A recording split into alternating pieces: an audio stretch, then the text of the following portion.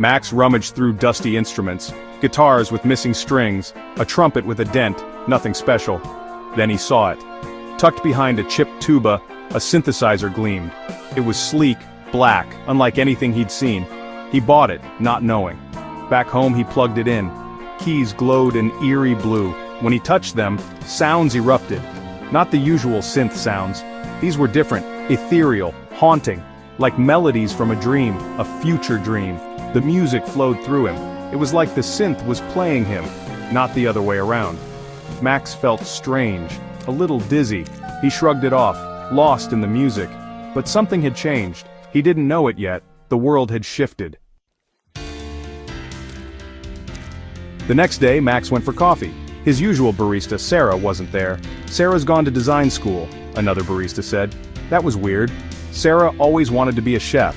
Then he noticed the newspaper. The headline was different. The president had signed a peace treaty, not declared war. Had the music done this? He rushed home, heart pounding. He played the synth again. The same melody, but this time he added a new chord progression. The air crackled, the lights flickered.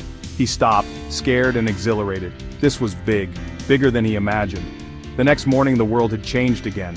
Buildings were taller, sleeker, flying cars zipped past his window.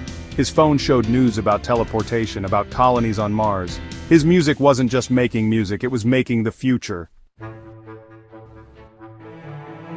Days turned into weeks, each melody a new reality. He brought back extinct animals, eradicated diseases. He composed world peace, then accidentally triggered a global ice age.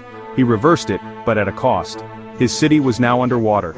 The weight of his power was crushing. He had become a god, rewriting history with each note. The world was his song, but it was a chaotic symphony. The responsibility was terrifying. Could he control it? Should he even try? The synth hummed, beckoning him. It offered endless possibilities, terrifying and tempting.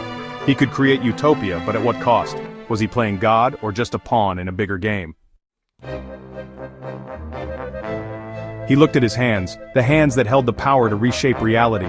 He could try to fix things, but what if he made it worse? Could he ever go back to a life without the synth, knowing what he knew now? The answer came in a whisper. No, he couldn't. He had to choose. Silence, and let the world spin on its own, flaws and all. Or, keep playing, keep shaping, with the risk of destroying everything. The synth hummed, a question echoing in its futuristic tones. What would he choose? The weight of the future, the echoes of countless tomorrows, rested on his decision.